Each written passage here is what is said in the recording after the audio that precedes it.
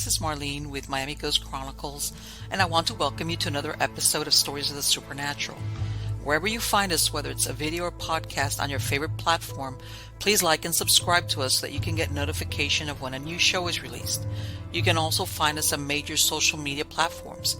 If you go to miamighostchronicles.com, you can find links to the videos or MP3 files, which you can download and enjoy without commercial interruptions. If you're into classic horror, ghost, and adventure stories, I narrate Nightshade Diary, and you can find links at nightshadediary.com.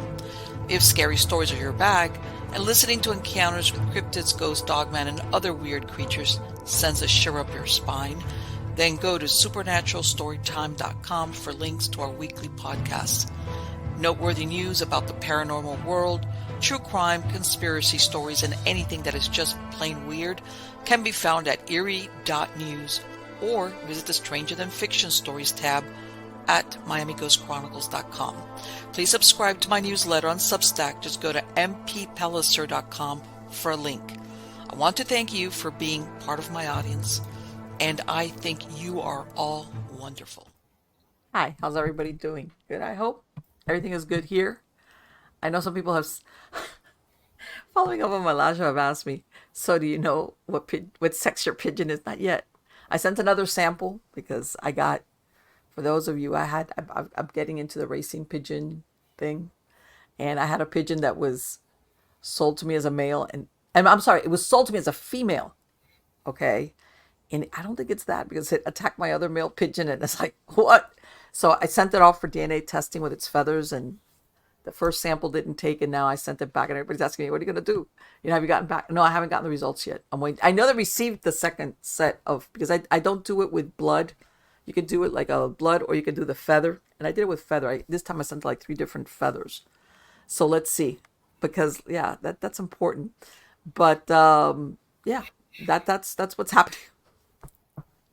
That's what's happening with that. I'll keep you guys tuned in.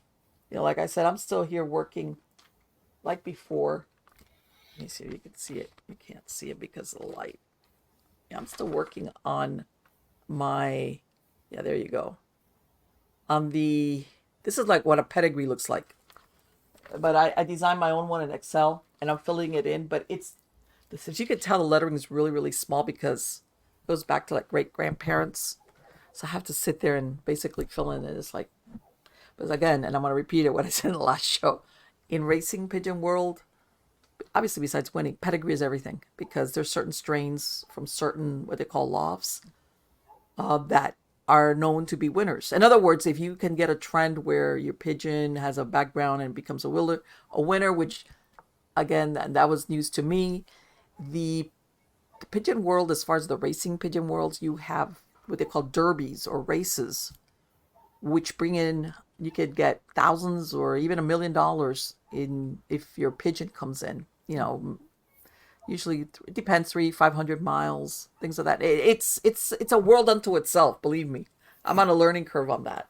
So yeah, that's what I'm doing. So no, I haven't found out. I had named that pigeon when I got it a female, La Gordita, which is a little fat one because she's like a short little stocky pigeon. But I think I changed it to a gordito because it's like he's gonna be a gordito. Sorry, that's a good thing when you put names in Spanish. All you have to do is change the last letter from an A to an O, and he went from female to male, which I'm almost positive he's a male. But again, one of those deals, I'll keep you guys posted on that.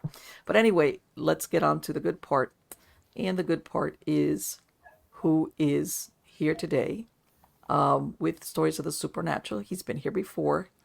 And his name is Archbishop Ronald Feyl Enright. He's a chief exorcist.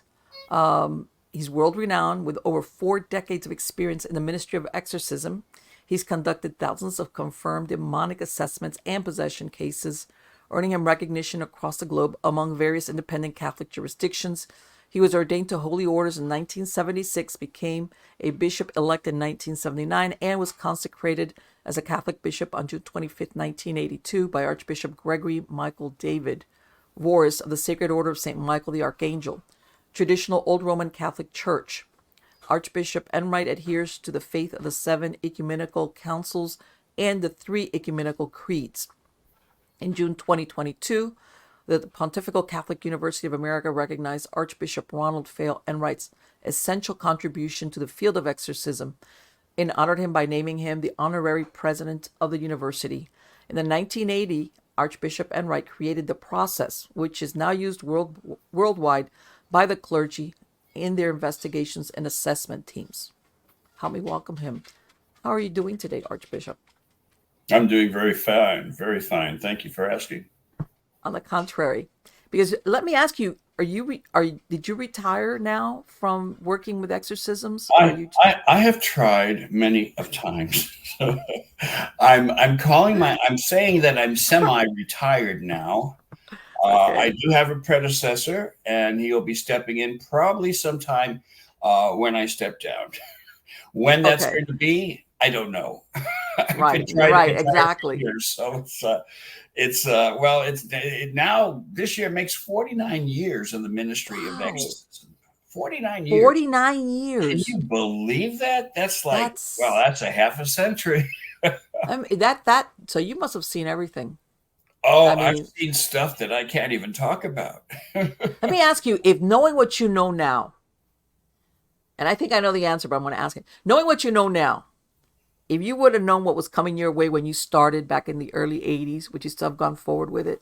Of course, I had no choice. I say I have no choice because this wasn't my decision. This was a decision that was actually made by God himself. I experienced what I refer to as a divine calling. And in that calling, it basically charted my entire life from that point till now. I'm still on this long journey, and I'm still experiencing things that I never thought I would ever experience. And there are so many things I would love to tell you, but I can't. Because I know confidentiality. No, well, that too, but no, that's not the main reason. The main reason is that if I tell you exactly what is part of our reality, it would put you in a state of shock where your whole perspective in regards to what you see and what you accept as reality would be changed. And you would no longer want to walk into a dark room because you never know what's on the other side of the door. It's like ignorance is bliss. Is that what you're saying? Well, yeah, so to speak. Yes. You know, we live in a very dark, shady world these days, as you know. Mm-hmm. And nothing surprises me, but everything would surprise you if you knew exactly what's taking place in this world we call reality. And I imagine that the thing is that, because I think also that a lot of people look at it from the Hollywood version. How's that? A Hollywood version. And I think it's more, what's the word I'm looking for? It's more sinister. How's that? Than what we, the Hollywood version of it. What you see on the silver screen, as we used to call it, you can tell the minimum timer. That's what it is. Okay, what you see on the silver screen is not what truly portrays reality.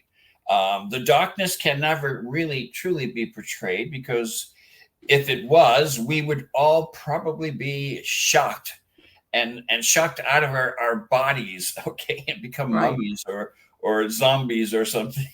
Right. Because in other words, it allows us to function in a way being ignorant of what is around us or close to us, I imagine. It's really interesting when you think about it. But God created us in such a way that he gave us this incredible piece of body that we refer to as our brain. And our brain stores all kinds of information. It also is part of a defense mechanism. If we ever go through some form of shock or trauma, the brain immediately puts itself in a safety drive where it becomes very defensive, and it becomes it censors all the information that you're actually receiving in order for you to function properly and function normally. Right. It's going to try to maintain your sanity, in other words. It has to, in order to do that. It's all part of the survival mode, if you will. Yes. So God has created us in his image, but he's given us something else. He's given us free will, and that free will opens up a lot of things that were not exactly planned for. in terms of our living a wonderful life. And unfortunately, a lot of that has to do with darkness. Sure. Sure. And let me ask you, when you started working, I'm going to say as a young exorcist, was there in other words, did you go into the ones that were, or did you get something really dark right at the beginning, or did it kind of like did you kind of find that case later on when you were a little bit more experienced? When I was a young boy, 11 or so, I experienced my first supernatural experience, and that basically put me on the path of all of these unexpected things that I was going to learn and hopefully master in regards to it popping out and surprising me, shocking me, if you will. Okay. So but to answer your question, I was a very young I was in my early 20s, and my first exorcism ritual was I was operating as an assistant to the exorcist. The exorcist was my mentor, and he was really very powerful man. Powerful, not so much in terms of the of what you might expect physically, but powerful in regards to what he was and what he stood for and what his belief system was.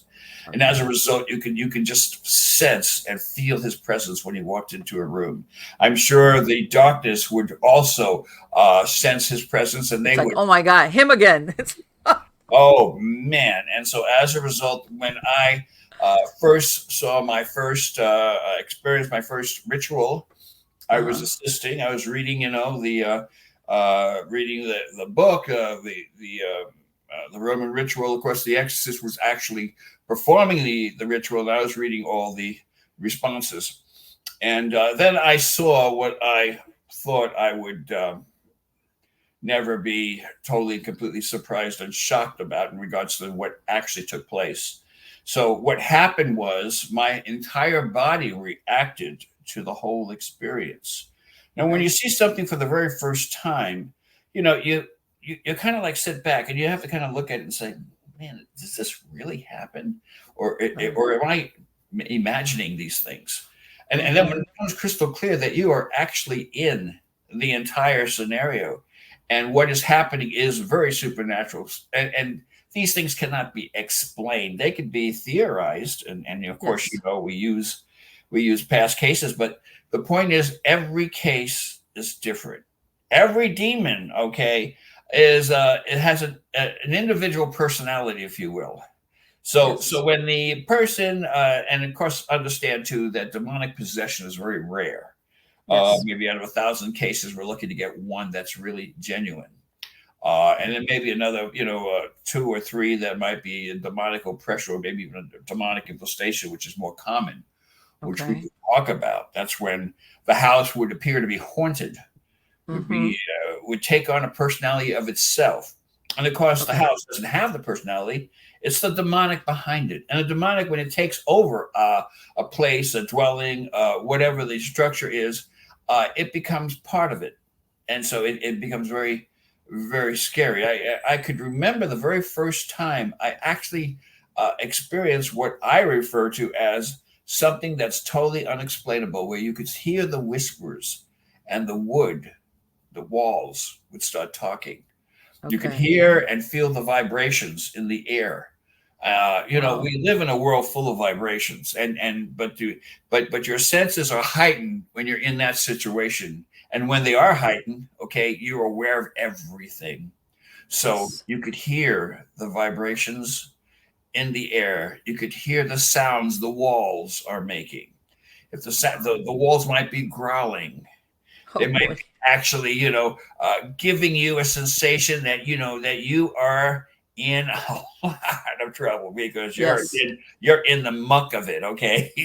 Yes, and I'm sure. As a result, you're not only become aware of it, and I like to say that we're not really frightened, but we are taken back because every experience is always new. There's always something different happening, whether it be in the environment, the house, or the person that we are confronting that is claiming symptoms of demonic possession. And there's a whole assessment that we have to do before we even go into the ritual. but we can talk If about if somebody, let's say, like you said, the structure is taken over, could that family move away and the structure remains it. Yeah, haunted the that way? structure could remain. However, if it's a spiritual attachment, Right. It's no matter where the person goes, the victim goes it's in that family, they're going to have a hitchhiker, if you okay. will. In other words, it's like it's not as easy as like I'm gonna move out of here and whatever it is will stay back there with that If, house and if it's a um demonic infestation, the odds are it's going to stay where it's at. It's not going to follow you. okay. However, if you have some other type of demonic issues, Mm-hmm. then you need to call somebody who has the experience to actually um, guide you and tell you what proper steps you need to take. If there's a ritual that needs to be done, then after the assessment, then that would take place. All these Right. things are life changing elements. Everyone and every person in the household is changed because of the effect as to what had took place in regards to the person who's possessed. So if the Gotcha. family members are living in the household and they're in the one room, they're going through so much hell, literally. I mean, Yes. they're feeling the anguish that their loved one who is suffering because they have these symptoms of demonic possession, they can feel the suffering. And Yes, of of course, it course. puts them all, they're all affected. They've all been touched by this traumatic experience, and it truly is. The poor person that is possessed, demonically possessed, Mm-hmm. is falling apart literally. They're become almost in a dying state. One of the signs for demonic possession, for example, is the stench, the smell. No one's ever Really? really talked about what the stench or the smell would be, or what would it be close to in terms of description. The best description I could give for the stench is if you ever walk into a morgue and there are bodies laying on the slabs, Mm-hmm. and of course they're totally still because the person is no longer there, their body is there. Right. What's happening to the flesh is slowly rotting. So as it's decaying, it's giving off a scent. That smell, okay, is very very recognizable, especially Right. if someone has been dead for a number of days and Yeah, that's what I've heard that sometimes the that body's people that have just gone to these scenes where the corpse, like maybe somebody died and they were found days later, that they say that the smell almost like stays in your nostrils because it's so oh my potent. gosh, it's the stench is so strong that Wow. the little hairs in your nostrils will curl up Oh. and they will retract, and the full scent of this rotten flesh, the smell So that's will. pretty unmistakable then, as far as I imagine as a what is it, a symptom of a possession is that smell. Oh God. It's one of the many. There has to be a lot of symptoms that all happen at the same time. Every symptom can be explained medically. Okay. Okay. However, when you have all of these symptoms occur at one time, and it Okay. cannot be explained, not through psychiatry, not through the medical community, they wouldn't be able to understand it, because everything that's happening is not from this world. Everything Okay. that's happening is from outside the world. So this is like the thing that you go to the doctor and the doctors are like, "Hey, we can't come up with a diagnosis." Sorry. Yeah. You Right. know. Right. Or if they do, they're so puzzled that Okay. sorry to say, Right. they're so puzzled that they're not going to admit that they are puzzled. They're not going to say, well, Right. No, of they're course. going to start they're going to start guessing, basically, and they'll call it Yes. an educated, guess, but Right. educated diagnosis. But come on, let's be real. I mean, we're still dealing with the human element. The human element, which we all fall under, okay, we're subject to all of those emotions, including the embarrassment of not knowing. I mean, here you Oh, are. no, no. I know that, especially in the medical field, sometimes it's very hard Oh, for them to say we don't. They'll prescribe certain things, hoping that they get lucky and whatever the symptoms are, even though they might not. Or I'm not surprised that some of them don't. They it's maybe kind of nicely say, well, it's all in your head, kind of deal. Whatever. Maybe we've well, got. well, you got to understand the reason why people say that when a physician puts out his shingle and he decides to practice his art, it's called practicing medicine, because he is practicing. Okay, it's a hit and miss type of thing. Okay, Sure. if something doesn't work, well, then let's try this, and then another medication will come up. If that medication doesn't work, well, then we'll try this. The reality is that every time you take these medications, you're taking a foreign substance into your body, and as a result, there's always side effects. Your Sure. body is going to reject it to a certain degree, Yes. and it could be quite serious. You know, Absolutely. I, Absolutely. I Yes. get a kick when I see these commercials on TV and they Oh, advertise these drugs, it's and they like say, "Oh, every it's other commercial is so." something. But let's just say that now let's list the side effects. And so these side effects are so long. The list is so long. It's longer than the commercial itself. Okay, Yes. these are the side effects, but they say it quickly and Right. Or hopefully if you ever not take paying out, attention. that paper that comes in the Oh, package, yes, yes. which is a very small fine print, and it's like, wow, when they tell you all the possible side effects.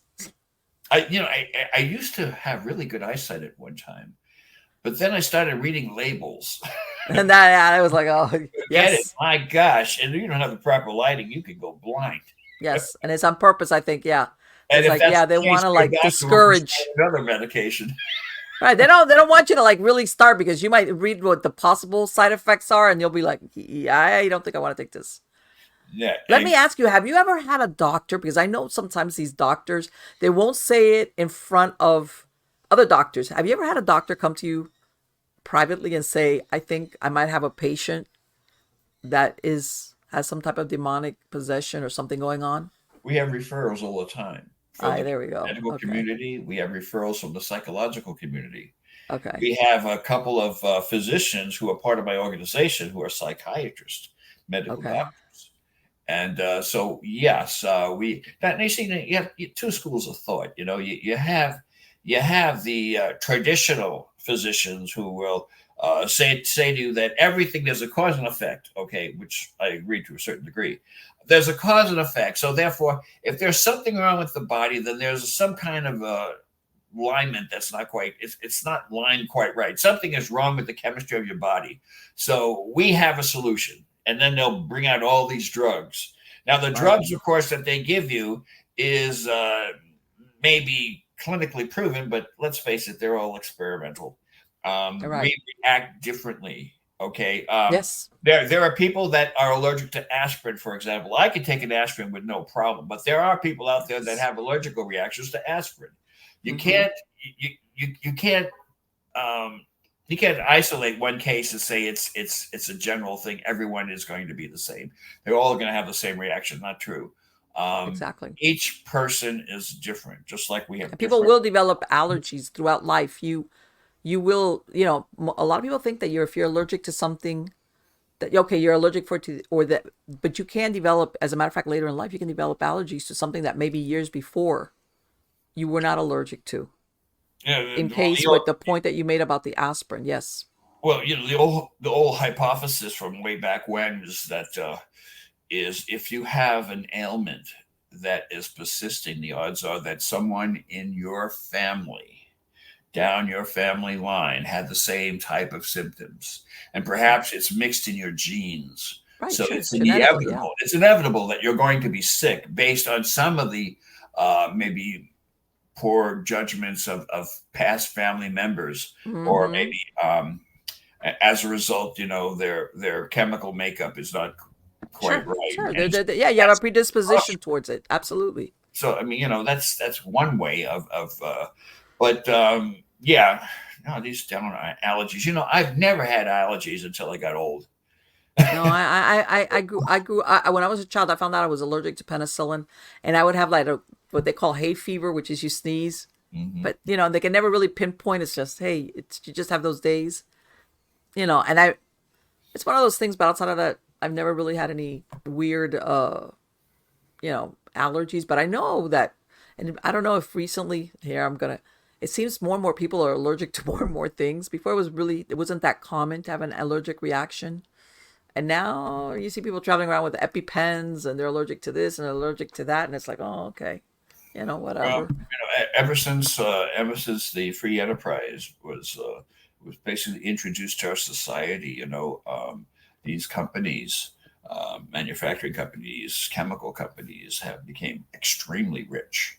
Oh yeah. People that have cancer, for example, you know that there are physicians that are still recommending therapy like chemotherapy, Yes. and this is this is just me talking. Okay, I'm not you know I'm not condemning anything. I'm just simply saying. Right. Okay, chemotherapy is a poison. Okay, and Yes. it's supposed to be help in terms of keeping your cancer and keeping it in check. Okay, I'm Mm-hmm. not a physician, so I'm not a researcher, at least not a medical researcher. So I really can't say what is good, what is bad, but I can say this. I can say that the almighty dollar is a Oh very yeah. important factor when it comes to big industries, especially the Sure. pharmaceutical industries. Yes. And if they could feed you a medication that would maybe put a band-aid to whatever your symptoms are, they'll continue to sell you that for the Sure. rest of your Yeah. life. Treatment versus cure. So I mean, it's like um, the biggest interesting thing that I have learned in my lifetime is that God has given us a way to deal with our pain and to deal with our suffering. Sure. And it's incredible. There are so many people that have actually became healed from a sickness Yes. that the physicians had condemned and said, you have only so much time. And Yes. yet through faith, uh, This they kind of they they defy the prognosis, like you just said that a doctor tells you, hey, sorry, but you've got get your affairs in order kind of deal, because you're gonna maybe you'll last a year if you're lucky, and there's yeah, people it's, that yeah, it's they approach it from a different. In other words, they don't buy into it. They don't buy into yeah, that I what would they're say that told. I have always said this to many of my people that we all have an expiration date. Sure. Okay. My milk has an expiration date. If I leave it on the counter for a couple of weeks, I don't think I want to drink it Sure. because something is going to happen. It's going to turn into something that's going to be not very appetizing. The same thing with food. You leave it on the counter for a couple of weeks, Yes. I wouldn't go back to it. I got to share a story with you. A few months ago, I went to see my physician, and before Okay. I had a little extra time, so I decided to drive into a Mexican restaurant and a drive-through and pick up a burrito. It was a beef Okay. burrito. So I was going to eat it, but then I realized that my appointment to see my physician was like only 5 minutes away, and I'm not going to eat this burrito in 5 minutes. So I left it in my car, and it was Okay. hot. Okay, it was very very hot. So obviously, Okay. when I came out like an hour and a half later, I don't know what I was thinking. I picked it up. I bit into it. I was hungry. I ate it. It had a little bit of a weird taste to it, but anyway, my hunger, it outweighed Yeah. my logic and my intellect. I ate the stupid burrito, and would you believe, within less than 12 hours, I came down with a case of food poisoning. There I you was go. sick for 2 weeks, Yes. vomiting, Yes. diarrhea, all the train monster food poisoning, and it was because of that stupid burrito. But you know what? You never know that maybe even that it was on the edge even before when you got it. You know what I'm saying? It's As possible. far as and now I'll tell you, I have a farmer's market close to where I live, and they sell. They don't say it's organic, but it's fresh. And I buy vegetables. I bought vegetables from the supermarket and there. When I buy from the farmer's market, I have to use that vegetable within a couple of days because if not, it will go bad. If I buy the vegetables from the supermarket, I could use it for a week later and they're still good. And that's how you can tell, that as far as the quality, yeah, it's great because it lasts longer, but you know that they're doing something or spraying it with something to make it, It's interesting. last that long. 100 years ago, no, maybe a couple of 100 years ago, people were living longer. Yes. Um, and for some reason, okay, a few thousand years ago, people were living really long. According to the Old Testament, people were living to like, 500, 600, 900 years old. They were living that long. That Mm-hmm. was the lifespan. Right. And it had to do a lot. I believe it had to do a lot with the food. Sure. There were no preservatives. Everything Yes. was naturally grown. Sugar was not even a thing. Uh, Right. as a result, so people lived a lot longer Of course. Yeah. Absolutely. Nutrition. because of all the food, and because we're so done spoiled. We just Oh, love to of eat food course. that tastes good. How Yes. crazy is that? Why would you want to eat food that tastes good? My gosh. No, no. And well, it's like, yeah, let's make this. In other words, it's done. It's flavored a certain way, so that when Yeah. your taste buds get it, it's like, wow. I can tell you, my dogs. If I give them anything from that's made from, they'll take that anytime over their dry dog food. Even the dogs go for it. Even the animals go for it. The flavoring, in other words. Yeah. Yeah. Yeah, no, no, no, absolutely, absolutely. And it's very difficult, very difficult. The Partly because we're used to it, and partly because to purchase it, it becomes very difficult also. Well, you see, what happened was in the very beginning, okay, again, the almighty dollar started to Hmm. rule the nation, and it did by Yes, getting us hooked, addicted to these different flavors and to these different yes. elements. Back in the 20s and 30s, Coca Cola had actual cocaine in it. I know that's what people don't I realize, that mean, that's it's where like, the name whoa, comes from. back in the late 1800s, even heroin was legal. People were Yes, using it as a medicine. The yeah. point I'm trying to make is that as time goes on, we tend to create things that we kind of enjoy. We enjoy the after Hmm. effect. We enjoy the taste. We enjoy as we consume it, physically and all this other stuff. And as a result, it's not we're not doing ourselves any favors because No, we've been addicted thanks to our society over the past 100 years or so. We're so addicted now.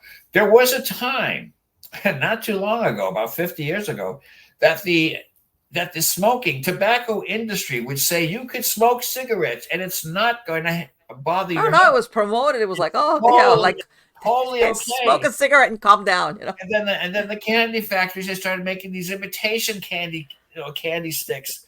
The Yes, kids would, make believe they were smoking, so they're getting them, basically adapted to what was going to happen. And sure. so we were all programmed to do this, Yes, and it's yes. and until we realized that smoking isn't good for you. No, no. I remember when I was growing up, my grandmother would grow chamomile.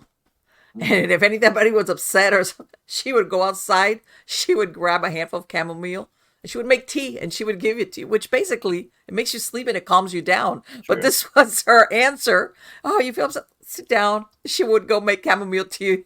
But it was fresh. She had a little herb garden outside in the yard with fresh chamomile. And it was great because basically that's exactly what it did. If you're upset, it'd make you, oh, okay, that was it. But yeah, we've gotten away from that, unfortunately. As far as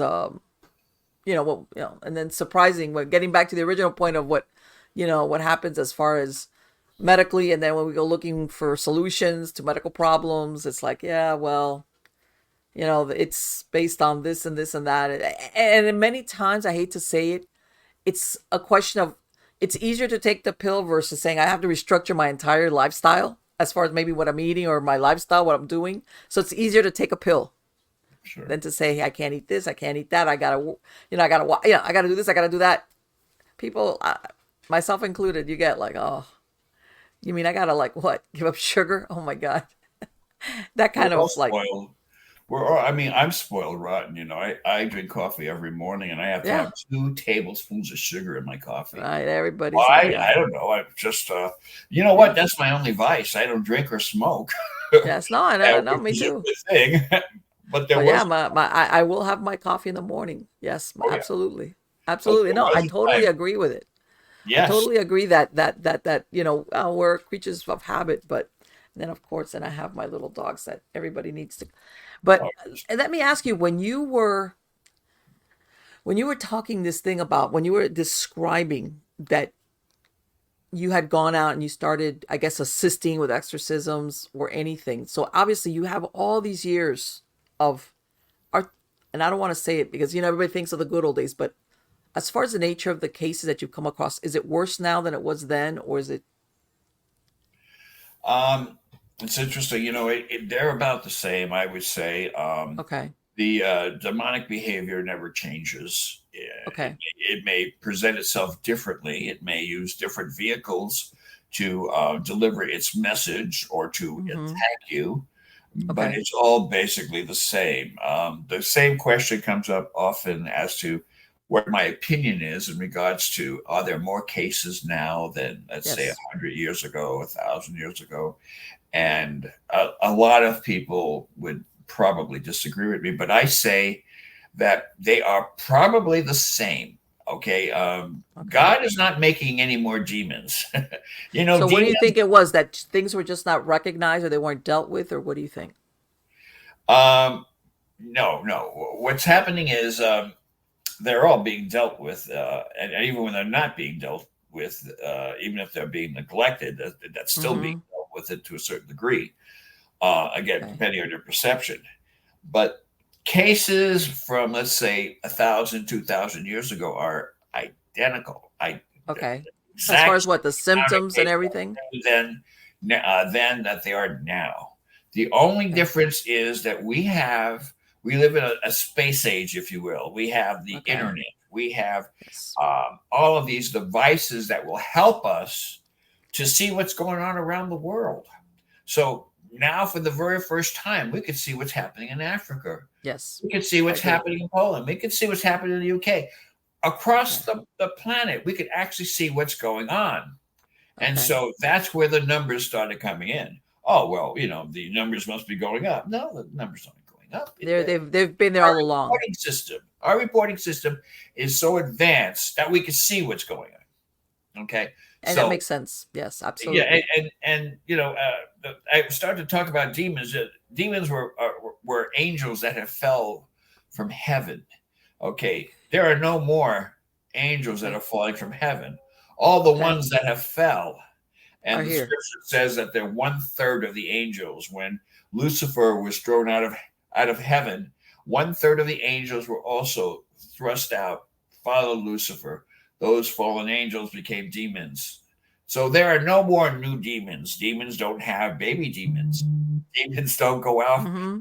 and of course, then you have the Nephilim, where, Right. way back when and these fallen angels mated with women, human women, and so on. And but that's another time. Let me ask you, do demons ever, I don't know, do demons ever go back to heaven, or when they're cast out or exorcised, they just go back to hell?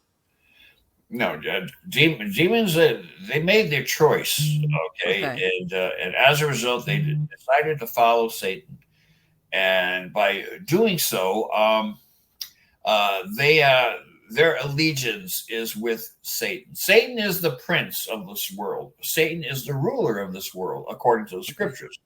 Okay. So their rulingship is right here, right now. And their whole job is to insult God by trying to destroy God's creation, which we are. We are God's creation. Yes. So they will do whatever they can uh, to decrypt our mind, Yes. corrupt our mind to such a degree where we no longer want to worship God, or we no longer want or have any interest in Jesus Christ, who's we Yes. believe our Lord and Savior. And Right. so, as a result, their whole job is to make sure that there's a disruption in our belief Mm-hmm. system. This is where demonic oppression comes in, Yes. where they control your thoughts. And Okay. once this happens, okay, then bad behavior becomes manifested. And the person who is experiencing this demonic oppression has no idea that a foreign substance, which is the demonic, has entered their whole thought process. So Okay. the person believes that their bad behavior is something that was going to happen anyway. So they don't question it. They think it's all part of the normal development. And so that's what takes place. Okay. It's very dangerous. Well, all of us are subject to demonic oppression. All of us will be tempted at one point or another, or will be attacked by a dark force. There's no Okay. doubt about that. Reason being is whether you believe it or not, it doesn't make a difference. The demons believe in you. They believe that Sure. you're the target, and they are going to go for you, whether you believe it or not. And it's very true. Have you ever come across a case where, let's say, somebody's being oppressed, or an infestation, something along those lines, and then I imagine when I guess everybody's trying to figure out how did this happen, that basically the truth comes out that even maybe their family members don't know that maybe at one time they were dabbling in the occult, or they were doing something. In other words, it's like, because I imagine, don't you try to figure out why this is happening to this person? It's interesting. Uh, I have a course that I teach priests, bishop, Okay. clergy online, and it's in regards to demonic profiling, and it's profiling Okay. a demonic entity. And it sounds kind of strange, but I created a system where the very similar to what the FBI uses uh, for um, for profiling criminals. I've used the Okay. same method for the demonic entities based on the behavior of the victim, Okay. because it's my belief that the manifestation of the dark personality will surface through the victim, Okay. and they Yes. become demonically possessed. And so, based on that, we could pretty much tell what's going on. I put so much emphasis on assessments. We have to Yes. evaluate the individual. We have to rule out everything, from every medical issue that the person may have suffered in the past to any psychological histories Yes. that he or she or their family members may have had, or their mother or father or grandmother, or so on. We have to rule out the family history in regards to mental illness. Then we have to look at the individual. This is the reason why we have psychiatrists who are part of our organization. Yes. What they do is they will interpret the psych evaluations that we require along with an assessment. The assessment is actually done by our investigators, but the Okay. actual psych evaluation is given to us by their family physician, their family psychiatrist, their whatever the source is. It has to be a psychological evaluation done by a psychiatrist or psychologist. At Okay. that point, our physicians will look at the actual assessments, and then they will look at the psychological profile, and they'll see they and understand too that our psychiatrists, they think outside the box. You know, Right. Right. there are a lot of people that are very very hardcore, and they believe that a science is science, and there's no such thing as demons, and there's no such thing as the spirit. Right. Because I was gonna ask you, It's God, and don't it you goes don't on you and find on. some like you said, if you're going to let's say the family physician or psychiatrist selected by the family, don't might they not like bulk at the possibility that this person doesn't have really a medical problem but might be a Not demonic problem? not really, and most physicians will not be looking for demonic problems because they just don't So believe they. basically they're just clearing them as far as What medical they're doing problems. is right. They're Okay. seeing if they have a recognizable psychosis, Okay. and if so, then the trademarks are visible, and therefore the report will be very revealing. If the Okay. person does not have any psychological traits that would be associated with various forms of psychosis, well, then they can dismiss it. See, the whole thing is based on how it's being analyzed and how it's being assessed. So Yes. we will ask their physicians, or rather, they will ask their physicians for a psych evaluation. Not demons are not even part of the equation. Okay, Right. what we're Okay. doing is we're basically physically ruling out any medical issues, any psychological issues. Once those issues are put aside and there's still something going on, for example, if a person is demonstrating demonic possession characteristics, such as, let's say, oh, I don't know, let's say levitation. That is when Okay. the body is actually lifted from the bed or floor or whatever it may be, and goes up in the air 10, 15 feet and stays there. There's no form of psychosis that could explain that kind of Sure. behavior. Yeah.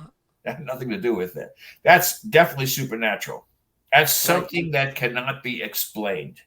Okay, that type of a phenomenon would happen, and we would have to look at the case very closely because that would be, to us, that would be evidence. That would be real evidence that you could actually feel, touch, and smell, because it's there. It's it's no denying it.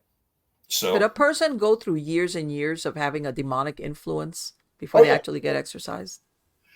yeah. I mean, I look at serial killers. I think that Yes. they have a lot of manipulation being caused by demonic influence, Okay. and they go for years. And look at Ted Bundy. Okay, I mean, Yes. he went on for years and years and years doing his evil, heinous things. And Right. obviously that did not come from the mind of God. That came from very, very dark influence, the mind of Satan. Right. Exactly. That's like So that could go on for years and years, like a cancer. People that come down with cancer, there's different stages of cancer. When you get to stage 4, that's then you're basically looking at the transformation to the next life, because stage 4 cancer that's it. But all along that cancer, and you can have it in remission for many years, but you still yes. have it. You still have cancer. You can still be in remission for many years, but you still have it. A person that has been affected, whether it be through some type of demonic infestation, um, maybe experimenting with opening portals, Mm-hmm. playing with Ouija boards, Yes. even going on suspected demonic investigations, and you want to see if it's actually a real happening. Right. Uh, Like, yeah, yeah, I want to see this. Yeah, like if yeah, exactly. I yeah, yeah, understand what you're saying. yeah. So it's it gets very well. To say it gets very involving is to say the least. Right. Uh, In other words, you might get more than you bargained for. you will get more than bargain for. You will. There's no Yeah. doubt. And you know And what? It's not even in your control. You have no control over as to whether or not you're going to get a big bargain as a result of dallying in this type of thing. sure. Sure. Like even if you're standing in the corner looking, that doesn't mean that you're safe. In other words, you could still, just because you're back there in the corner, you could still find yourself You could targeted, I be standing on the imagine. street corner, okay, and the bank could be in the middle of the bank, the middle of the block, and there could be a robbery in process, and there might be some gunfire, and because you're standing on the corner, it doesn't mean you're not going to get hit by the bullets. But Right. but you might get hit. It could. You can get run over by someone who's trying to make their escape from robbing the bank. Let me ask you, have you ever found that in some cases, like you said, that where maybe it's preliminary and no one's really called in for an exorcism? They're in the, whether it's the family or maybe paranormal group or somebody's, that they kind of like tried to detour you or an exorcist from going out there? Not really. When a family goes through this type of horrible scenario, um, they seek help, Okay.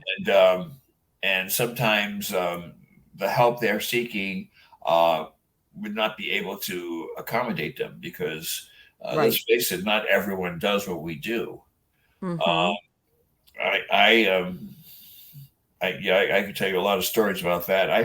I have had a family physician who I love. This guy, he was my physician for many, many, many years, and he practiced medicine up to the age of 80 years old. He had over Wow. 50 years of medical experience, and Okay. one of the most knowledgeable men I have ever met. And I'm just very lucky to call him my friend. Um, when it came to the subject of faith, he did not believe in the afterlife, did not believe in Okay. God. And his response is, well, when we pass, we will just simply um, decompose, we become part of the earth, and then we become another life form like a grass or like a tree or something like that. All right. Um, but there was no afterlife as far as he was concerned. And this was a highly educated man, Mm-hmm. and that I respect, but just wouldn't believe it. And so it's Right. interesting. Right. Right. Right. For him, it wasn't. In other words, it sounds like he had a moral compass. He was a good person. He just Yeah. didn't believe that there was anything to us beyond our bodies, our our actual bodies. That once that's gone, that's the end of us. Bye. You Yeah. know, that's Yeah. interesting. Makes you wonder what happens when they die and finds out. Oh, I I was know. wrong Well, about that. I was wrong interesting. about that part. The fellow who created the first Church of Satan up in San Francisco. Yes, Uh, Anton LaVey. yeah, it's him. Yes, he was very ill, and he fell and was dead. He was pronounced dead, and people were all around him, and they were shocked. But about maybe 5 minutes later, he came out. He came out of it, and he was alive. Hmm. And the first words he said was, "I can't believe I was so wrong." Oh, that's And I incredible. said, when I heard that, I said, "Wow, okay." And you now know, you really got it. Now you're really worried, aren't you? you know, exactly. Can't believe he got it so wrong. Yeah, yeah, yeah. I've heard So, that he was kind of like he was uh, more, not to take away because of what he did, but he was also, it was like very gimmicky, in other words, in other words, he became so notorious, and part of it was to attract attention. But of course, what he was doing was absolutely wrong, and I think one of the reasons that maybe you have these inquiries about are there more exorcism cases, it's because I'm not going to tell you, there's always been people dabbling in the dark stuff and or Satanists or devil worship, whatever you want to call them. Some of them don't even have a name, but I don't think it's been, how's this, practiced so openly as it is now. yeah, And I think that's why people are thinking, what's going on? yeah. You know? Well, again, I think it's our technology that's giving us a bird eyes view as to what's actually going on. I think that things have been going on in the darkness from the beginning of time. Yes. From the time that that Adam and Eve were tempted to eat the fruit from the forbidden tree, the forbidden truth. Um, I think the darkness has been manipulating and has been controlling all the things that we are totally oblivious to. It's like they're doing their thing in front of us, and we can't even Right. see it. I mean, we don't even see what the demonic is actually doing. We don't Yes. see it because we just simply stare at it and we accept it like we're like totally programmed to receive the information. Mm-hmm. But the reality is that the darkness has been doing its thing forever. There have always been Yes. followers, people who rebel from God, and people who insist on creating and magnifying their supernatural powers by aligning Right. themselves with the darkness. And as it I, happened, I don't get it. I just, to me, it's like, and I imagine that's you for somebody to consciously make that choice, they must have such a rage against God that they want to do everything that's opposite. And to me, it's like, I don't understand how they get to that point. Unless, how's this? Unless they themselves are possessed. In other words, what's driving their actions is because they're demonically possessed. In other uh, words, or at least demonically influenced. okay, A lot of people who are even paranormal investigators with all good intentions to go out beyond their curiosity to see if there's something to it in regards to the supernatural.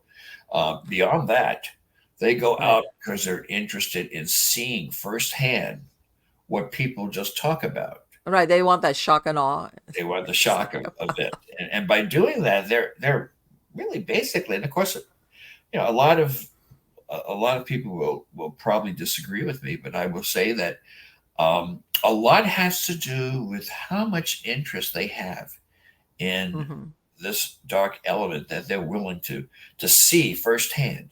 They say if you get too close to the fire, you're going to get burned. oh yes. Believe me, when you get that close, you're walking into the I fire. think that's what happened when that Exorcist movie came out in the early 70s, that so many people were wigged out with it. It was because for the first time, people were like, what?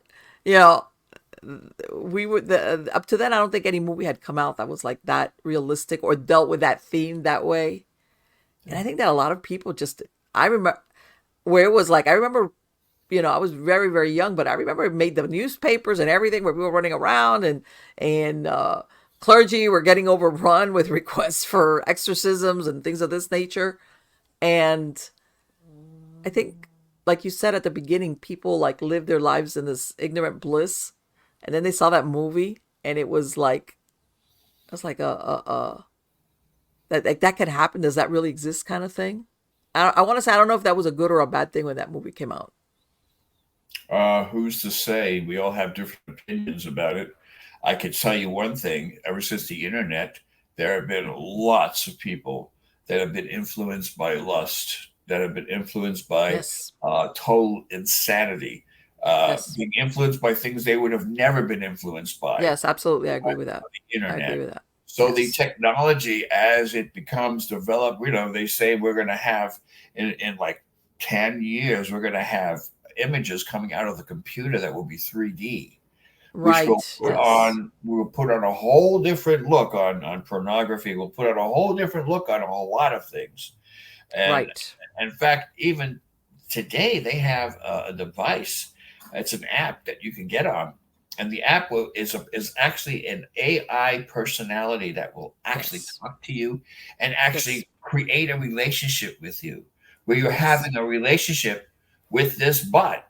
You're Yeah. Yes. having a Absolutely. relationship with this And thing. I'm thinking to myself, how you got to be like really, and people, and you know what, and a lot of times they do the thing. There's I don't know if you remember the original movie Blade Runner, which came out in like the 1980s, was a dystopian future. And of course, the Yeah, whole I never seen premise it. of the movie Yeah, is that he's human and he falls in love with what is really a robot that was made very looks like a human. hmm. And then they made a follow up like a couple of years ago called Blade Runner 2049, and in it, the robot is like you said, an AI, an image that would like basically like it wasn't real, would just populate when he came in the door, and I had kind of a relationship with him. But at the end of the day, it wasn't a real person. Yeah. And in other words, this became the significant other of this human. And I'm thinking, hello. I mean, I think that's where we lose our ways, when we lose contact with other human beings. And Yeah. unfortunately, like what you were saying, the internet, whether it's the internet or now with AI, it kind of drives that behavior to isolate us because uh I don't know, it's how's this, the AI can be more complacent or more like make shields us from life, because I think sometimes, let's say, when it comes to relationships, people don't want to deal with rejection. How's that? Like you ask somebody out, like a girl out, hey, she might say no. I don't want to deal with that, so I'll just go look up the AI who is always going to say, yeah, sure, how are you, how was your day, kind of deal. The And that AI was becomes it's a more personal type of scenario where you could focus your entire focus on yes. this one thing and everything else. It's like being addicted to drugs. Yes. Being addicted to drugs is a very selfish act on the addict's part. Mm-hmm. Because all the addict wants to do is to experience that high. Sure. And everyone else, their family, their wives, their husbands, their children, their friends, they cut them all off. Their Yes. main focus is the actual substance that they want to That's their inject. first true love, is that to That feed that is, addiction. it becomes a very selfish act, very selfish, to a point where if they continue to do this type of behavior, it could fall into an OD type of scenario and die. And then Sure. all relatives and friends will mourn them and they will miss them. But this is something that a selfish person would do. Drug addiction as well as alcohol. It all Yeah, falls. right, right. It's a path of self-destruction. And unfortunately, as a ripple effect, like you said, for the people around that person, whether it's their spouse, their children, their parents, and sometimes they feel helpless because unfortunately, to feed their addiction, you hear that they'll steal from loved ones. Sure. Well, they do a lot of things that it's just, and they love, but still, ultimately, their first choice is to feed that addiction. Archbishop, have Most, you ever come across anybody that you have exorcised and years later they fall under demonic influence or something again? sure, sure. Really? Yes, that's your typical classic repossession. Seriously. I didn't even know there was such a thing as a In fact, there was even in the scriptures in the New Testament, it talks about an individual who was possessed, had this demon in him, and Uh-huh. the follower of Christ came and performed a deliverance or an exorcism. The demon took off. The demon, you can't kill a demon because the demon is Right. alive to begin with. So the demon comes out of the body and goes into the desert and travels there for many, many days. And Okay. then, as it says to itself, maybe I should go back to where Okay. I was. And now I'm going to take at least 7 of my friends with me. Oh. And we're going to occupy my old place, my old residence. Now, understand, if their home, their residence is the actual human being, if Yes. that human being decides not to change their lifestyle and Okay. go back to where they were doing whatever they were doing back before the actual ritual, then the Yes. odds are they're going to be reinfected with all of these Okay. terrible parasites, which we call demons. The scripture even says it, clearly says it, that they will actually come. The demon will repossess that Mm-hmm. person and bring 7 more demons with him. So then it becomes a multiple demonic possession, Oh. and the condition of the house is even worse than it ever was, because the person, which is the house, chose not to change their lifestyle. And But if as this person does, there's no way they're gonna get back in. In other words, if they this change their demon is lifestyle, no ways to get back in. No, right, they're right, totally protected. The Holy Spirit will protect them, and they have a relationship with God. It's not going to happen. But for right. those who go back to their old ways, whatever that may be. Which Now, I wanted to say too that drugs and alcohol, what it mhm, does is it brings down your immune system, but it yes. also brings down your mental defenses, which Mhm. makes your mind more open to demonic influences. Sure. So the demonic can approach you, and become more approachable Yes. because you've lowered all of your defenses, your logic, your whole meaning of what your understanding is all, it's all lowered down to a lower functioning level, if you will, and the demons could come in, and that's what Sure. happens. Then Right. And I people, imagine also, let's say in the case like what you just described, an addict, if you're hanging out with other addicts, I imagine they might have their own stuff going on. of course, So it's like, yeah. yeah, of course, they're having in their view, a great time as they're Mm-hmm. slowly poisoning themselves. Um, I had my ministry for many, many years was on Skid Row, and I Wow. would see people talking to themselves, yelling at each other, or Mm-hmm. yelling to themselves, like having a fight Right. with themselves. Um, Schizophrenia, the Yes. psychological term would be. The reality is that a lot of these people have gone down to that level where they are totally defenseless, and the demonic just simply zoomed in on them and took over. Yes. And so, a lot of cases like that, you go down any Skid Row area in any city in the country, and you will Mm-hmm. see people sitting on the sidewalk doing Yes. nothing. They're waiting for death to knock on their door. They're just waiting. Yes. They're like waiting for a bus to show up. They're not Right. doing anything. They're just sitting there. It looks so obvious.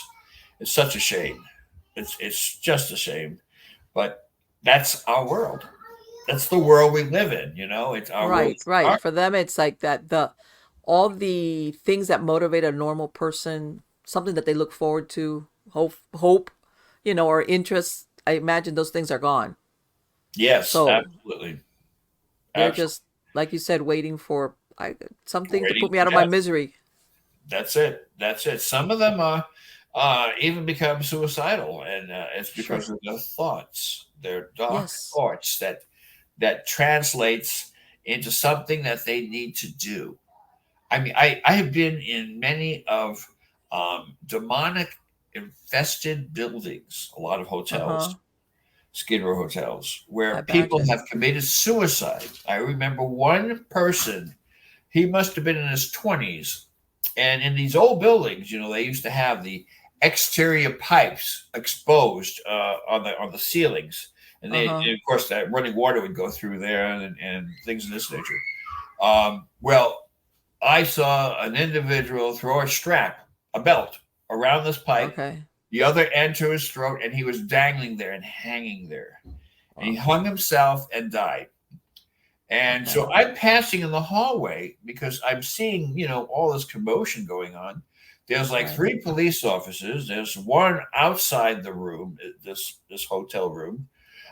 Two of them are in the room just talking, and the door's wide open. You can see the guy's body just swinging back and forth slowly. He's been dead for who knows how long, how many Okay. hours. You can start smelling the stench already. We're starting Okay. out, and there was no dignity there, and I felt very bad about that because the guy died with no dignity, and the reason being is is that there was no there was no room to be concerned. Even the people that were around them, the police officers, that as they were waiting for the coroner It to was like, yeah, it's like this is commonplace. This is like, it's okay. so it's like there's nothing to it. There's no dignity at all because there's no Right. sense for it. There's no sense for this type of thing to take place. So Right. it's So what are you gonna do? very sad. It's And it's a very sad thing. is there such a thing as a a child becoming possessed? Oh, of course. Oh, yeah, sure. Sure, sure. Children can become possessed. They at a very young age, too. Of course, the movie The Exorcist, that's based on a child, a boy, Right, right. Yeah, and he on a was young young, boy, I remember that it was and that was a possession. But but there have been children younger than that yes. that have and more because of a generational spell, maybe a generational Ah, curse. People who especially in the 30s and 40s, when spirituality became a real big thing, the yes. spiritualists would come Uh-huh. together. They would do their seances, open portals. They would allow things from the other side to come in. 90% of the time, it was all dark, very dark, Yes. and then of course these people that were around the table, okay, they grew, got older, married, had children. Those children were also affected by their parents and by all the things that they have done in the past, so then Okay. they become a bigger target. And So in other words, this and I was going to ask you about that you hear about I don't know if you want to call it a curse, generational curses or demons that are attached to a certain family line. Is there such a thing? yes, absolutely, absolutely. In fact, even in Europe, the gypsies used to be very well known to put the evil eye out there, and Yes. curse someone if if you did something that was wrong, or they weren't, they were angry with you because you did something and one of your actions, or they were offended, they could put a curse on you, and that curse was just another target, another vehicle that the demonic can use to target an individual. Okay, Okay. and it's the will of people. It's hard. It's amazing. We have the power to do so much wonderful things. We have the Yes. power to do so much good, Yes, we but we do. also have the power to do so much destruction. We also have the power, if we choose to destroy and to, Yeah. uh, regardless of who or what innocent might be in the way. We have that ability to destroy, demolish everything. We have that ability to do that, and it all comes with free will. So you can either do the wonderful thing of which falls on the light, or you could do the dark things that come from the darkness. And so there's no middle ground. By the way, there's really no middle ground. Some people may say and think that there's middle ground, but no, not really. Right, right, right. Exactly. It's there. What is that? And I wanted to show the cover of your latest book. Oh yeah. Okay, let me show it real quick. Hold Oh, on. you have it. Okay. I don't know. Yes, I do. I do. If I can bring it up. Wait a minute, Marlene. Here it is. Okay, hold on a minute. Yeah, why am I not seeing it? Let me see. No, that's not it. Oh, I hate when this happens. Let's see. Let me see. I don't know why it's. Let me get rid of this. Okay, I'm going to open this up again. Let me see if I can. There we go. There we go. All right. Oh, yeah. And this is your latest book, Diabolical Nightmares. When was it that you released this book? It had to be about maybe 3 months ago. Okay, 3 months ago. Maybe about 2 or 3 months ago. Okay. And these are what stories of the cases that you've come across? These are a series of stories, short stories. Mm-hmm. Talk about incredibly interesting things that you probably never heard of. But again, maybe you have, to at least to a certain degree. Okay. Things like possessed dolls, where the Okay. demonic has actually allowed its influence to go into a doll.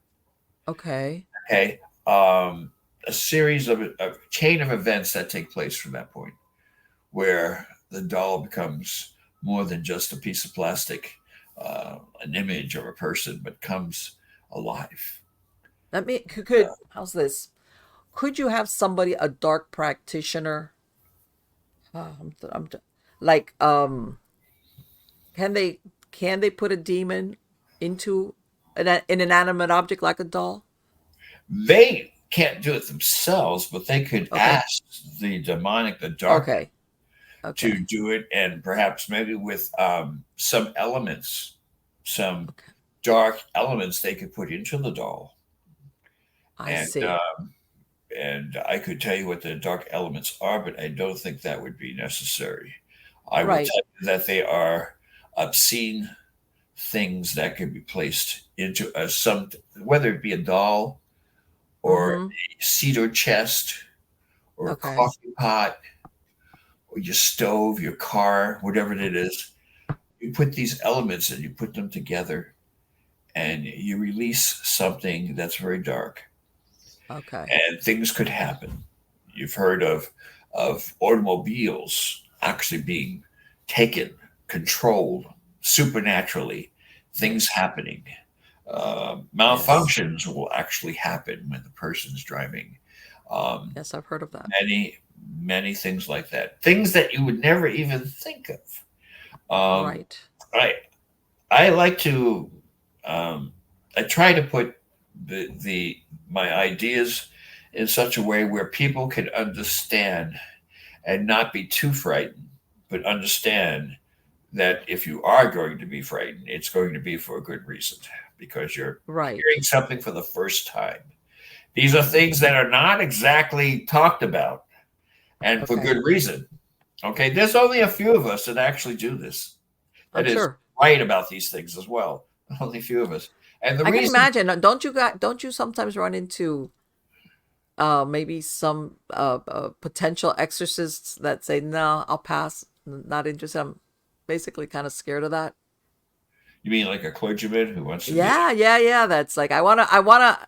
They're happy doing that where it's the working with others, but when it comes to something like exorcism or the supernatural, they're like, sure, no, sure. no, that's not my thing. I went to a gathering about a month ago, and there was a Lutheran minister there, Uh huh. and he decided to approach me, and he had many questions, and Okay. he made it very clear he would want nothing to do with the Ministry of Exorcism. Right. Right. I mean, Exactly. who would in their right mind would want to do anything unless they're a charlatan, unless there's some Right. kind of con man that may think they could make money doing this. And believe me, Right. there are many people like that out Oh, there in I'm the sure. world. Yeah. That's why when I say that we could do a ritual, but we're not going to do one unless we have a full assessment. That is, we Exactly. examine the person. We question not only the person, but we make sure that there are no other things that could mimic symptoms of demonic possession. Right. Then we ask for medical and psychological reports. All this can take anywhere from 3 to 6 months. We Sure. don't do an exorcism because somebody says they're possessed and they want it done like tomorrow. It doesn't work that way. Mm-hmm. What we Yes. have to do is we do our diligence to find out if we are truly dealing with a demonic situation. If we're not, well, then there are other solutions that we could recommend. Sure. But I imagine, exorcism is yes. not one of them.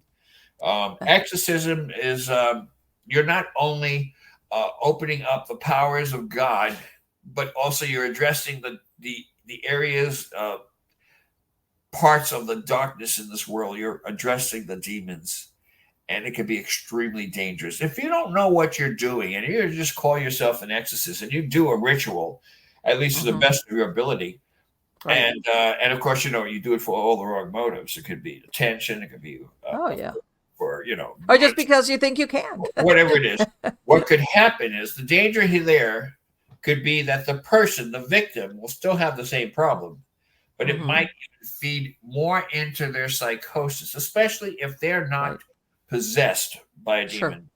But the guy's just going to do an exorcism because he's getting paid for it, or whatever And the case. yeah, and you just validated what their, like you said, what their Yeah. belief is, that they're possessed by a So demon or something. not only are they enabling an individual, thinking that trying to convince the person, or the person is convinced that we must be, and maybe I truly do have a demon, and this Sure. will throw them further in their psychosis. These individuals can wind up as suicide cases. Yes. In a I lot believe of cases, that happens. If not, they could go into a mental health facility and never come out because of the state of mind that they're in. The psychosis can develop mostly to the maximum magnitude of whatever the scenario is, can take place and manifest in the individual, where the individual will have a psychological breakdown. Sure, And sure, because to them in their mind, it confirms, because whatever, maybe they have aberrant thoughts and they think, well, the only reason I'm thinking these things is because I'm possessed, or a demon's trying to get me. Maybe they have just an undiagnosed mental illness. Who knows? who But then, knows? of course, if they're exorcised, then it's like, I knew it. I knew I had a demon. So it basically confirms whatever's going on as far as their belief system, and your perception is your reality. And Right. sure, I could see where that could go. That could go really bad for somebody that they, in their mind, they're convinced that this is why they're seeing or hearing things, or whatever their experience is. So as What you far as just getting, said, it was so right on target when you said your perception is your reality. yes, In fact, I'm going to write that down because that's exactly true. The yes, magnitude of that statement is so true. Okay, whatever we perceive and we think is actually what is part yes, of a reality may not be. no, of Everything course that not. we see, it can be orchestrated to a certain degree that you don't even know what's real and what's not. Sure, sure. And as a result, you remain in the darkness because you just don't know. And Oh, right. that's when And crazy people like, I don't know, like myself, might get involved in your case and say, well, let's do an assessment. right. And I imagine sometimes, and I've even heard that in some cases where they're convinced that, that it's a supernatural, and they're told, well, you need to go to the doctor, you need to get assessed by a mental health. They kind of like, they are resistant because they don't want this. I'm talking here mental illness, not because they don't want to be disproved. It's Right. easier, in other words, to say, oh, I know it's demonic, or I don't want somebody to tell me, well, basically you're suffering from schizophrenia, for example. That's why you're hearing voices, one of those deals. And I imagine, I'm going to say that maybe you sometimes do have both things. You might have somebody who has mental illness who at Sure. the same time, I don't know, they might have some type of demonic oppression going on Sure. that maybe makes it worse than what the disease is by itself. But Like, then, of course, it's one of those things. I mean, But I'm going to share something with you yes, that I wasn't really planning to share this with, but I'm going to share this with you yes. and whoever's listening. Okay. I've been doing this for almost a half a century, and I've been doing it behind the cameras. I have been doing it where no one can see or, Hmm. or have any retaliation as a result of what I'm doing. Okay. I've always been in the back. I never ever wanted to be in the front. I never wanted to expose myself to all the elements, the evilness in the world, Yes. people's opinions, things of this nature. I wanted to put myself in. I wanted to be safeguard for over 30 years. I had made sure that I was anonymous, and I would Yes. put a group together. The only people who would know about my awareness would be my clergy, would be my laity, would be the people in my organization. We would do this without any type of promotions. We would do this not for attention, but we would Mm-hmm. do this just to help the individual. Yes. And so it's only now that the internet became part, like the past 10 years, 15 years, I started to use this vehicle to recruit more clergy into this Yes. type of ministry, to recruit more laity who was interested in becoming a demonic profiler and who may be interested in demonic investigation. I did Mm-hmm. that because as I said, I'm semi-retired. But Right. while I was in the front line, I would never ever want myself to be revealed. And you know what the reason? What the reason is? The true reason is because I'm not a very likable person. People don't like me, especially when I have to tell them, I'm sorry, you have no symptoms that would portray demonic possession. I'm afraid that we're going to have to refer you, perhaps maybe to another form of service like mental health or maybe social services. Uh-huh. And guess what happens? I become the enemy. I become Yes. the villain. I've had a brick thrown through my window in my place of residence I believe because it. someone was not happy with our final assessment Sure. in regards to saying that they have no demonic issues. Can Yes. be explained. And as Yes. a result, I have been a target for many people. I have a lot of enemies. I hate to say it's not only in my town, but worldwide. I have an organization that's in 24 countries. I have people that Okay. hate me in 24 countries because I have to tell them that the demonic issue they think they have doesn't exist because there's no evidence of it. Except there are other things that actually portray that tells us that they have other reasons and for their strange behavior. It has nothing to do with darkness. But you know why that is, right, Archbishop? Because as dreary as it sounds to some of these people, and I imagine maybe there's a flavor of mental illness in them, being possessed makes them special. But being told that they have a mental illness makes them ordinary. you know, it's a human condition, whether that's just different types of symptoms, but that being possessed makes them somehow different, special, whatever goes up in here. But being told by yourself or by one of your assessors, maybe you need to get meds, maybe you need to go see a psychologist, maybe whatever, Right. whether it's therapy and or drugs. That's so ordinary. That's just anybody. So I think that that's why they lash out the way you've described, because you kind of burst their bubble, their special bubble.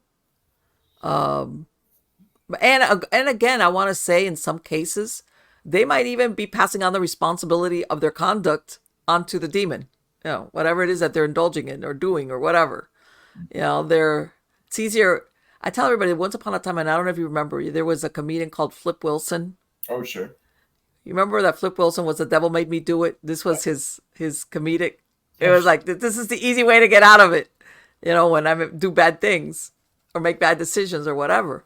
And I think that that's why what you're describing, that you've had people when you've told them, no, no, no demon, but you might need to make an appointment. They go to those extremes because you robbed them of this persona Exactly.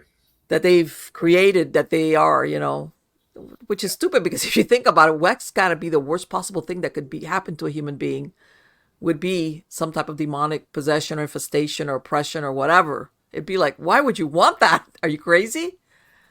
But unfortunately, in some cases, that's better. I tell everybody nowadays, nobody wants to be ordinary. It's like, I'll be ordinary and happy. Thanks. Any day of the week. I'll take that. So you were saying that now what you're out there recruiting more exorcists Uh, or Giving seminars.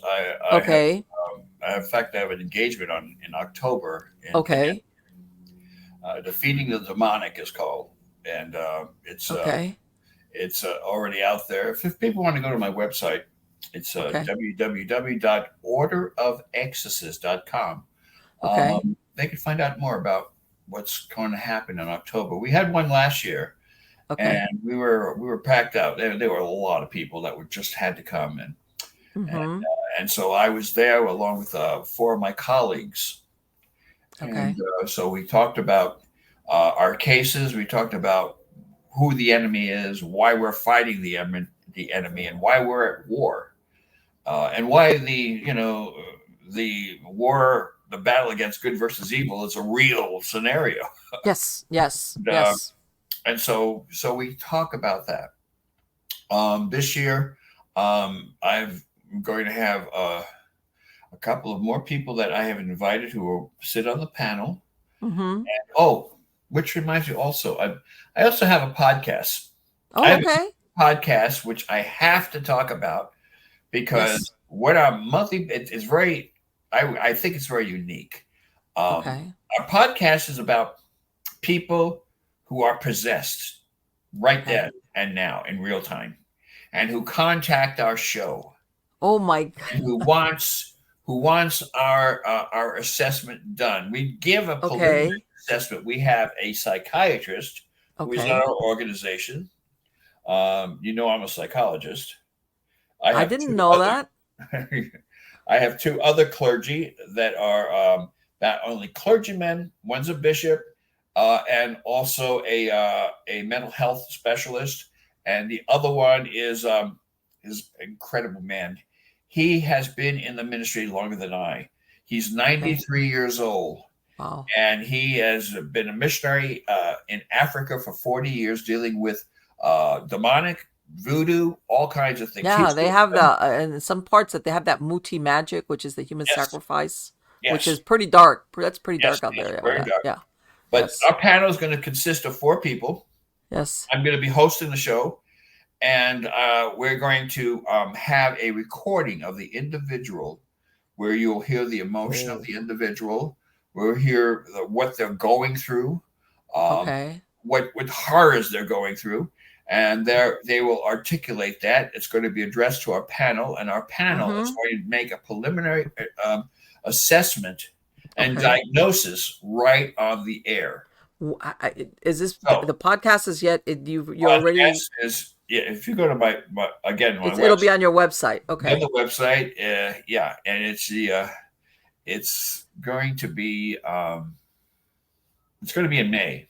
Well, in other words, use the power of the internet to the advantage of, Exactly. getting the demons. Is like, yeah, this is like, because basically this is allows people to communicate, as far as getting Well, help. public awareness also for people who are having similar life challenges, if you will, dealing Mm-hmm. with darkness. At least they will hear from experts who are experts in the field. Okay. And our psychiatrist, he's been practicing for about 20 years. A Okay. good man. All of our people are fantastic. And our podcast is going to be out there for people who need help. And That's of course, great. so anyway, that's the new development in That's my. in the works. And then you're gonna have this is that the what you were talking about in October, is that like a single day event, That's or that's how's? a different scenario. That's a Yeah, complete. that's a whole different scenario. But That's, is that in person or is that online? no, that's in person. We That's have in people person. coming to Okay. Connecticut, and they will be there, and it's open to the public, and it's going to be yeah, that's a really good thing that's going to happen. So Right. what's happening is that my ministry is like it's going in a different area. I've been on, and this for a fact, I've been on hundreds of podcasts as a special guest, Yes. okay, to talk and so on. This is the first time I've ever actually hosted a podcast, and I have Okay. two, and they are co production podcast productions, Okay. um, and they are going to do all the background, everything that Yes. you're doing, but they're going to do it Right, behind. right. Yeah, in the background. I know what you're saying. That, yeah, they'll Okay, take care of the logistics, make sure that everything runs. right. So they're going to be the podcast producers. These two girls, and they're so good. and they're so great. And anyway, so they're going to be doing that. And by the way, I already have done 2 of our episodes. We've already have Okay. they're online. They're and if you go to my Facebook, there's even one there that second episode. We're going to do the 3rd episode in May. It's going to be a Okay. monthly thing. So I've already I was did going to ask you, it's every month then? every month, and Okay. and Oh, that's that's great. I think that is so interesting.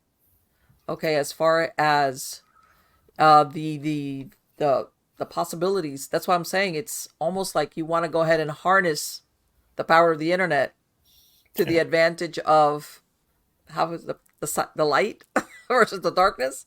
So this way, maybe people that are feeling isolated, because I imagine maybe people sometimes that are finding themselves in these situations, whether they're by themselves or they're with a family member, maybe they become isolated, thinking, "Am I going crazy, or am I going to get a look?" Or they know something's wrong, or right, maybe they've had that experience maybe for years, and maybe they come to the breaking point where they're thinking, "I can't go on with this," whatever it is, whatever the source is. yeah, yeah, And then sometimes I imagine it's just as well to have somebody tell them, "No, this is not demonic," like what you were saying, which is yeah. obviously the best outcome. I'm looking at the everything that I'm doing now, and I'm using the internet. I'm using it as my flashlight. I have this big Okay. giant flashlight. My flashlight is shining in all 4 corners of the world, and I'm Yes. shining my light as bright as I can to all the dark corners of the universe. Yes. And Yes. everyone who hears what we're saying and feels the power of God in our words will Yes. open up and perhaps maybe even develop a new relationship with God. I mean, that's our Yes. ultimate. But right now, the internet is my flashlight, and I'm trying to shine light in all the dark corners. And hopefully, God willing, I'll be able to do that. You know what? And Archbishop, I want to say that people, I don't want to say whether it's the media or Hollywood or whatever you want to call it, they want to make darkness, or when you want to say demonic, and by this I don't mean to underestimate it, but they make it look or appear omnipotent. You Yeah, understand what I'm saying? sure. Where nothing can overcome it, and even if you go to Hollywood and you see these movies, is like, even if there's an angle of religion or exorcism or deliverance, it's kind of like works, but not really. And it makes, I'm gonna be very generic here. The powers of darkness seem like they're invincible, Yeah, and I think there has to be an angle which is like, no, it's not invincible. It's not, you know, and something along those lines. In other words, to go against this illusion that it is. And by this, I'm not saying underestimate it, but I think a lot of times, maybe even people like when you throw up your hands and go, "Oh," and it's like, well, wait a minute, hold on, you know, before there, the power of God, the power of good, whatever, it was like, it was understood it was going to overcome whatever. And I think that that's kind of fallen by the wayside because of what we get fed from different sources. right. So that what you're doing, I think that's great. That's fantastic. I want to thank you so much for spending this time, Archbishop. Are you planning any other books? Well, even though it sounds like you're really busy now. I am actually. Yeah, I yeah. think I wrote the first 50 pages already, and Okay, it's called The Legacy, okay. and it's basically about my life and my organization, and Yes. and I'm going to have some scary things in there too. Let So me we'll ask you, see. have you ever had any of your, I guess your people that work with you or for you, they ever had an attachment? Have they ever Oh yeah, been sure. attacked? Like, Yeah. Been attacked. Had a couple of okay. fatalities. I've had Really? people. Oh yeah. Oh my Uh, God. Okay. we've had Well, some people in the hospitals as a result. We have some people who had gone in their very first investigation, only to run out screaming and never wanting to. that's what I was talking about. There's people all of a sudden the reality of it. What do you call it? A coming to Jesus moment is like, oh, yeah, you mean, yeah, all right. Hard to Yeah. say. I've had clergy to fall in that category too.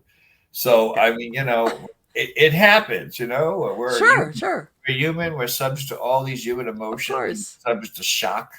The shock Yes. value could be very nerve wracking, Yes. especially when you see Yes. that it's real and it's coming to you in 3D. It's like, Yes. Yeah. whoa, Yeah. This is not special effects, in other words. no special effects here. No Uh-huh. special effects. Yes. Yeah. I imagine it's like, oh, I got to wrap my head around that one. Yes, absolutely. Because when you see something in the theaters or in a movie, it's like, oh, yeah, okay, that was scary for a minute, but that was just effects or just a movie, not real. But again, that's fantastic. I'm going to have a link to your website on the credits of the show. But again, if you could repeat the website address for my Sure. podcast listeners. Sure. What I could do also is right after this, I will send you some links that you could Yes, yes, yes, find interesting. absolutely. Okay. Yes. So yes, but my main website is www.orderofexorcist.com. Yes. Orderofexorcist.com. Excellent. Thank you so much, Archbishop. It has been wonderful. Thank you so, so much. Thank you very much too. It's been a pleasure. Likewise. Take care. And I'll be speaking to you soon. Please send me those links. I will. I will. Goodbye now. Bye-bye. Can you imagine? I wasn't going to ask him about the fatalities or anything because I was thinking, well, you know what? Maybe he's not allowed to talk about those things. It's like a privacy issue and, or something along those lines where maybe his, I don't know. I mean, I'm not going to say I'm not curious, but at the same time, sometimes there's certain things that you shouldn't ask about, whether it's, like I said, because of the privacy issue or because maybe it's revisiting something unpleasant. Okay. And that's another thing, and I forgot to ask him, but maybe we could ask him the next time he comes back, which is, how does he go about selecting people to work with him? Because like he said, not everybody wants to do it, but how about the ones that think they want to do it, or they're cut out, or they're like, and let's say he interviews them. I don't know what the process is. How do you tell if somebody really is meant to do that work as far as exorcisms versus, what, you might want to do it. That doesn't mean you're suitable to do it. I mean, how do you word that one? Hey, you want to be a warrior for God, but maybe I need you to handle the marriage and crisis part, but not the exorcism part. Because I don't know. Because again, I think a lot of people, and I agree with him, maybe what they expect in their mind or they anticipate is they think they've prepared themselves as that. And then the reality hits them in the forehead. And it's much more than what it is. And they don't want to, in other words, one thing is what you think it's going to be. And then another thing is what it is, even if you think you've prepared yourself for that, whatever. So I could see where this, I'm out of here. Yeah, it happens. It happens. Because whether we like it or not, we construct, whether it's because of the media or the movies or our upbringing or whatever, the books we read, it could be anything. This world, and where certain things exist, or even if you saying, okay, I know that this exists, but the actual moment when that is proven to be exactly truthful by your own eyes. In other words, even if you've had people that you trust telling you, no, these things exist and I witnessed this exorcism, there's nothing ever will replace your own personal firsthand experience that you see it with your own eyes. Because like, my lying eyes, no, your eyes are not lying to you. And there's no escaping the reality of whatever that is. And some people can handle it, and then some people can't. And some people, like he said, run away because that is your first instinct. Whereas in, I need to put distance between myself and this scenario. And I'm going to say, and I might be wrong, but I don't think it's fear of physical fear, as in a fear of physical. I think is that maybe inside your soul realizes this is dangerous, or this is not good, or the antithesis of what we are in our soul this is anathema to it, which is, it repels it. Like you get repelled by it.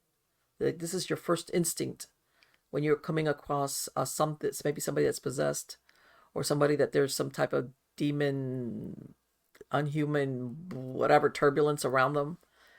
I think your soul as a human being, its initial reaction is like a repellent. You know how there's two magnets that they repel each other?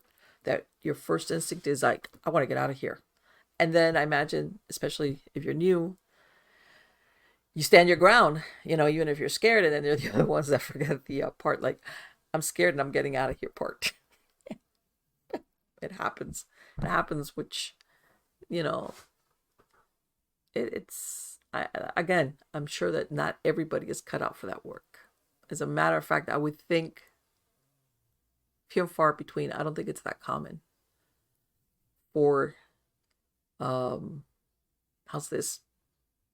Some person to start that work and stay there, which is what he was saying. He's been doing it for 50 something years. Because I have heard of exorcists who have done it, and then after a while they can't do it anymore. Like they say the psychological stressors are too much, and they kind of like retire from that type of work. When I say retired, I don't mean because they've done it so long. It's just like, I can't. So for somebody to have done it for 50 something years, and when he said that he was, he was located close to Skid Row, I'm telling you, I'm sure that there was a lot of people that he saw that had some type of demonic attachment and mental illness. And then you ask yourself, the chicken, what comes first, the chicken or the egg? Was it the mental illness that maybe they started self-medicating, got into addiction, and that opened them up for demonic attachment? Or was it the other way around? Was the demonic attachment the entry point, and then it all went downhill from there? Or like in what I believe is that in some cases, the demonic influence, let's use the word influence, basically aggravates the symptoms of a mental illness if they have one, or behavior disorder or something. All right. In other words, yeah, it's a problem, but because they have this negative influence around them, the symptoms become twice as bad. Or it even cuts them off from maybe family members that want to help them, or take them, or like, let's say if they took meds, it would help their condition, whatever it is. They won't take their meds, or they stay away from people who could help them. Sometimes they kind of burn their bridges even with their family of origin because of their behavior. In other words, how much of it is the mental illness and how much of it may be influence of that nature? And it's, again, sometimes those are questions we never get answers to. But I'm fascinated with that idea of what he's going to do with that podcast. Because let me tell you something, that is so interesting, because I want to say, and I should have asked him, but I think maybe in some cases there are people that are being, what's the word I'm looking for? Harassed maybe by something that's very dark, and they just don't know where to go with it for help, right? Whether they're by themselves, or maybe they have a spouse or other family members. Like, where do you go with this? And sometimes, I hate to say it, I want to say that in some cases, the anonymity of being able to contact a group of people on the internet is different than if you go to your family doctor and say, "Hey doc, I think I'm being possessed, or not possessed. Let's use another word. I think there's something supernatural going on around me, something negative." Your doctor's going to look at you and go, "What?" In other words, especially what if this is a doctor you've been going to for years, and he treats your strep throat, or your upset stomach, or your whatever it is that you go to your doctor for. All of a sudden you throw this curveball at him or her, and they'll be like, "What? What did you say?" In other words, you don't want to lose that normal profile you got with your doctor, which is, I've come to see you for human ailments, and then all of a sudden You're going to look at me with these eyes of like, oh my God, I've got a cuckoo bird on my hands. So my point being that maybe this format that he's got going is great for people that find themselves in these, whether it is or they suspect that maybe they're wrong, like he was saying, maybe there's not the demon in the picture, sorry, but at least they have an avenue of who to contact and talk and say, this is what I've experienced, or this is why I think what I think, or this, that, and how's this, the anonymity of it in some cases will help people reach out for help versus going to somebody in person. And again, I come back, what if you're a person that, how's this, what you do for a living, you think, man, the repercussions on this, if I ever, how's this, even if you're a regular church goer, or like you said, you're a doctor, in other words, on the outside, you've got this real normal looking like life, and the people around you, whether, like I said, and all of a sudden, you maybe, not all of a sudden, or maybe it's been going on for years, or something happened, who knows, whatever. This is going on, and you're like, how do I disrupt this image that I have among the people that are around me, whether it's my job, maybe the church I attend, of course, my medical person, whoever they are, to tell them something that has a supernatural angle.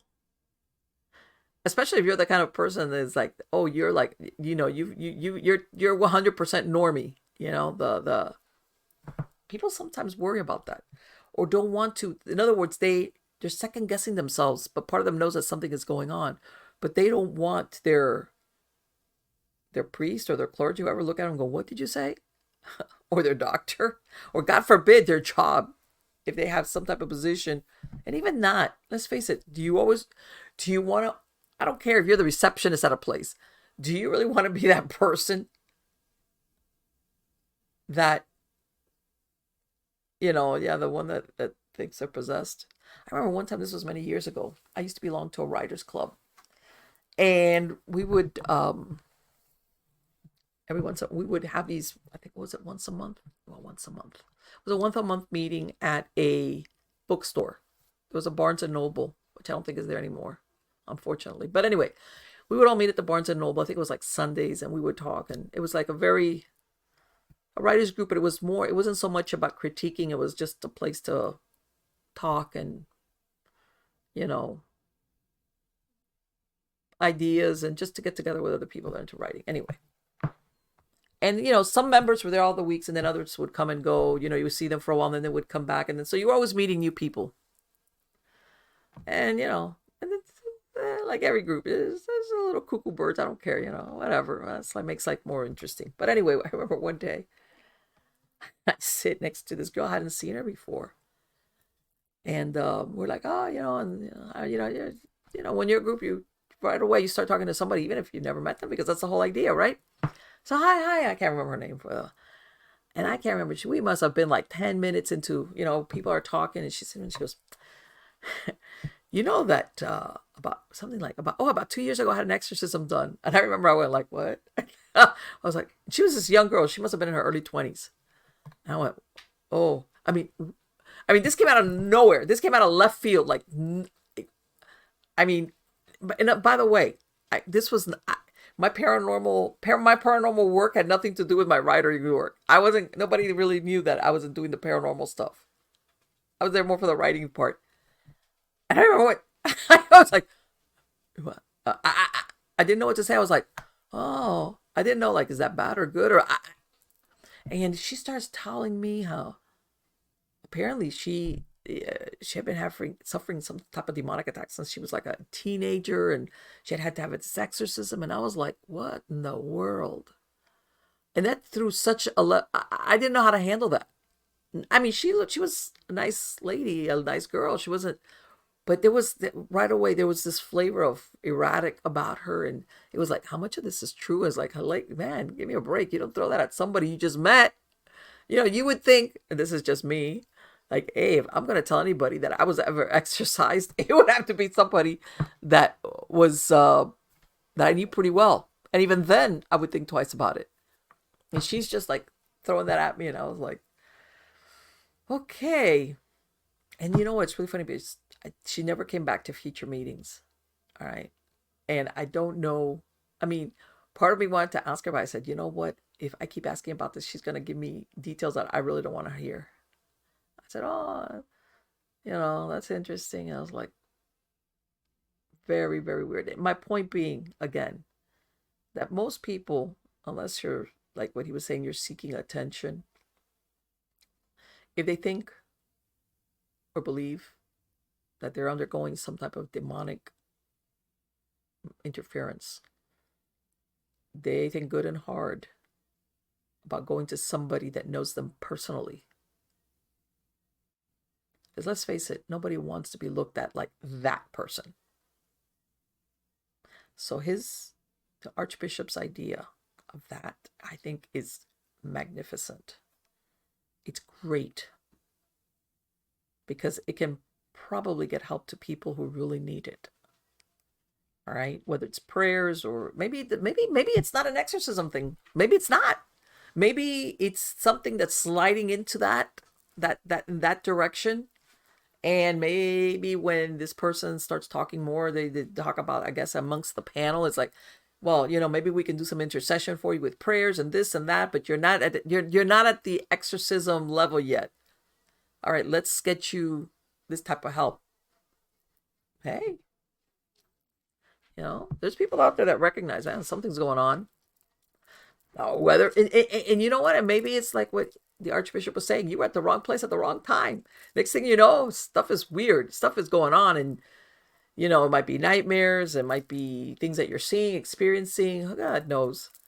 And maybe you're thinking, before this really gets bad, let me get some help, and there's your help right there. So again, I'm gonna have a link to the show. I think that's so interesting. Don't forget to sign up for my newsletter at mpellicer.com Substack. I've got I'll put out some articles and also older videos, newer podcasts, everything, a mix of everything. And if not, go to Miami Ghost Chronicles, whatever the case, you're going to find links to everything there, whether it's the podcast or a video version of any of the episodes. And not only this one, Nightshade Diary, and also Supernatural Storytime, and also Eerie News. And thank you so much. Again, I look forward to having Archbishop Enright coming back and talking more about his new book and the podcast. But besides that, I have a lot of great guests in the wings. So come back, because I know you're going to like it. Till next time.